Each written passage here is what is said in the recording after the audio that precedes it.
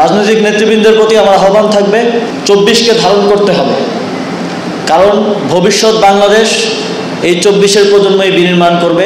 এই 24-এর প্রজন্মকে প্রত্যেকটা রাজনৈতিক দলে আপনাদেরকে গুরুত্ব দিতে হবে। জনকল্যাণমূলক কোনো কাজের ক্ষেত্রে আমলাতান্ত্রিক জটিলতা দেখানো যাবে না। আমরা অনেক ধরনের উদ্যোগ নিচ্ছি, তবে উদ্যোগ নেওয়ার ক্ষেত্রে যেটা বাধা হিসেবে আসে সেটা হচ্ছে নানা ধরনের আমলাতান্ত্রিক জটিলতা, লালফিতার দৌরাত্ম্য। এক্ষেত্রে আপনাদের বড় ভূমিকা রাখার সুযোগ আছে। আমি দেখেছি যখন আমি প্রশাসনের কাউকে একটা কাজ করার জন্য নির্দেশনা দিই, তার যদি সেটাতে সদিচ্ছা থাকে সেই কাজটা অতি দ্রুত সময়ের মধ্যেই হয়ে যায়। কিন্তু যেই কাজে সদিচ্ছা থাকে না কিংবা তার ইচ্ছার অভিপ্রেত কাজ না হয়, সেটার ক্ষেত্রে এই নিয়ম ওই নিয়ম, এই বিভিন্ন কিছু দেখিয়ে সেটাকে আটকানোর একটা চেষ্টা করা হয়। এটা সম্পূর্ণ সদিচ্ছার বিষয়। আপনারা যদি সদিচ্ছা নিয়ে জনকল্যাণমূলক কাজ করতে চান, আপনারা সেটা পারেন, আমরা দেখেছি, এবং আপনারা সেটা করবেন, এই প্রত্যাশা আপনাদের থেকে থাকবে। বাংলাদেশে একটা পলিটিক্যাল ডেমোগ্রাফির একটা বড় পরিবর্তন হয়ে গেছে।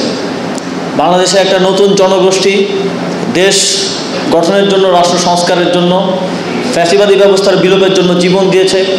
তাদের পরিবার এবং যারা রাজপথে নেমে এসেছিল কোটি কোটি মানুষ, তারা এখন রাজনীতি সচেতন। এবং অত্যন্ত দুঃখজনকভাবে বিগত কিছুদিন ধরে সরকারের বিভিন্ন সিদ্ধান্ত, যেমন 8টি পারিবারিক দিবস বাতিল করা, ছাত্রলীগকে নিষিদ্ধ করা, যেগুলো এই গণঅভ্যুত্থানের স্পিরিট ছিল, সেগুলোর বাস্তবায়নের বিভিন্ন সিদ্ধান্তে আমরা দেখছি যে রাজনৈতিক শক্তিগুলোর কিছু কিছু অংশ বিরোধিতা করছে। অর্থাৎ তারা তারুণ্যের এই যে স্পিরিট, যে স্পিরিটের জন্য তারা জীবন দিয়েছেন, সেটিকে ধারণ করতে ব্যর্থ হচ্ছে।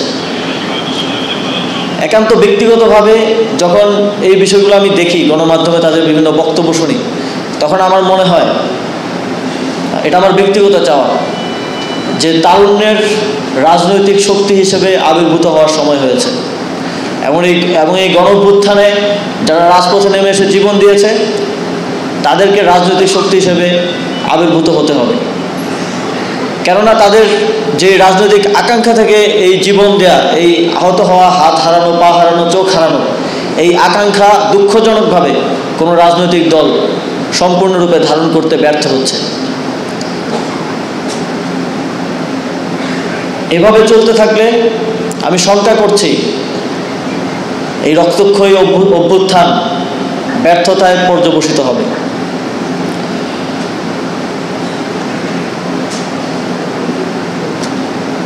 রাজনৈতিক নেতৃবৃন্দের প্রতি আমার আহ্বান থাকবে 24কে ধারণ করতে হবে, কারণ ভবিষ্যৎ বাংলাদেশ এই 24-এর প্রজন্মই বিনির্মাণ করবে। এটি একটি প্রাকৃতিক বিষয়। এই 24-এর প্রজন্মকে প্রত্যেকটা রাজনৈতিক দলে আপনাদেরকে গুরুত্ব দিতে হবে। প্রত্যেকটা রাজনৈতিক দলেই ছাত্ররা আছে, এই তরুণ প্রজন্মের লোকেরা আছে, তাদেরকে আপনাদেরকে সামনে এগিয়ে আনতে হবে। এবং তারা যেই ম্যান্ডেট নিয়ে, যেই স্পিরিট নিয়ে অভ্যুত্থান করেছে, তাদেরকে সেটা বাস্তবায়নের জন্য সুযোগ করে দিতে হবে। এবং সরকারের সংস্কার কার্যক্রমের সাথে অংশগ্রহণ করার জন্য সকলকে আহ্বান জানাই। বাংলাদেশে একটা পলিটিক্যাল ডেমোগ্রাফির একটা বড় পরিবর্তন হয়ে গেছে। বাংলাদেশে একটা নতুন জনগোষ্ঠী দেশ গঠনের জন্য, রাষ্ট্র সংস্কারের জন্য, ফ্যাসিবাদী ব্যবস্থার বিলোপের জন্য জীবন দিয়েছে। তাদের পরিবার এবং যারা রাজপথে নেমে এসেছিল কোটি কোটি মানুষ, তারা এখন রাজনীতি সচেতন।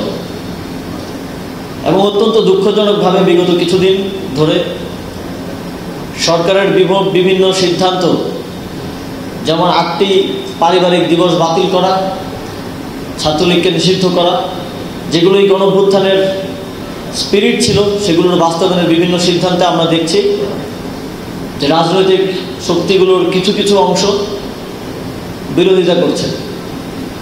অর্থাৎ তারা তারুণ্যের এই যে স্পিরিট, যে স্পিরিটের জন্য তারা জীবন দিয়েছেন, সেটিকে ধারণ করতে ব্যর্থ হচ্ছে। একান্ত ব্যক্তিগতভাবে যখন এই বিষয়গুলো আমি দেখি, গণমাধ্যমে তাদের বিভিন্ন বক্তব্য শুনি, তখন আমার মনে হয়, এটা আমার ব্যক্তিগত চাওয়া, যে তারুণ্যের রাজনৈতিক শক্তি হিসেবে আবির্ভূত হওয়ার সময় হয়েছে। এবং এই গণ-অভ্যুত্থানে যারা রাজপথে নেমে এসে জীবন দিয়েছে, তাদেরকে রাজনৈতিক শক্তি হিসেবে আবির্ভূত হতে হবে। কেননা তাদের যে রাজনৈতিক আকাঙ্ক্ষা থেকে এই জীবন দেয়া, এই আহত হওয়া, হাত হারানো, পা হারানো, চোখ হারানো, এই আকাঙ্ক্ষা দুঃখজনকভাবে কোনো রাজনৈতিক দল সম্পূর্ণরূপে ধারণ করতে ব্যর্থ হচ্ছে। এভাবে চলতে থাকলে আমি শঙ্কা করছি এই রক্তক্ষয়ী অভ্যুত্থান ব্যর্থতায় পর্যবসিত হবে। রাজনৈতিক নেতৃবৃন্দের প্রতি আমার আহ্বান থাকবে, 24কে ধারণ করতে হবে, কারণ ভবিষ্যৎ বাংলাদেশ এই 24-এর প্রজন্মই বিনির্মাণ করবে। এটি একটি প্রাকৃতিক বিষয়। এই 24-এর প্রজন্মকে প্রত্যেকটা রাজনৈতিক দলে আপনাদেরকে গুরুত্ব দিতে হবে। প্রত্যেকটা রাজনৈতিক দলেই ছাত্ররা আছে, এই তরুণ প্রজন্মের লোকেরা আছে, তাদেরকে আপনাদেরকে সামনে এগিয়ে আনতে হবে এবং তারা যেই ম্যান্ডেট নিয়ে, যেই স্পিরিট নিয়ে অভ্যুত্থান করেছে, তাদেরকে সেটা বাস্তবায়নের জন্য সুযোগ করে দিতে হবে। এবং সরকারের সংস্কার কার্যক্রমের সাথে অংশগ্রহণ করার জন্য সকলকে আহ্বান জানাই।